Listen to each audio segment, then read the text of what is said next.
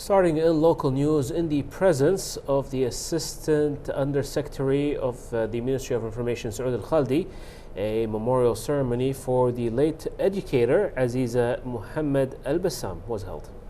Al-Khaldi announced that one of the public libraries in Kuwait would be named after the late Aziza Al-Bassam in recognition of her pioneering role as the first female librarian in Kuwait. More in this report. In the presence of the assigned Undersecretary for the Ministry of Information, Mr. Saud Al-Khaldi, a memorial ceremony for the late educator Aziza Mohammed Al-Bassam was held at the Kuwait Social Association.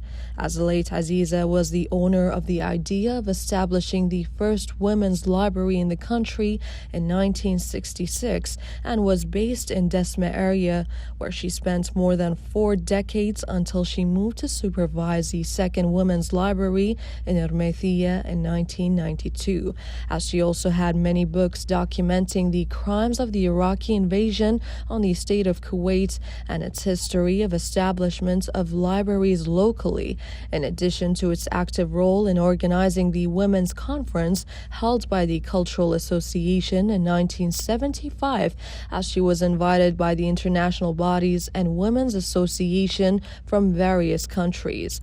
And during a speech for the Undersecretary of the Ministry of Information, Saud Al-Khaldi, have said that the Minister Hamad Ruhuddin directed that one of the public libraries in Kuwait would be named after the late Aziza Al-Bassam in recognition of her pioneering role, as because she was the first female librarian in Kuwait.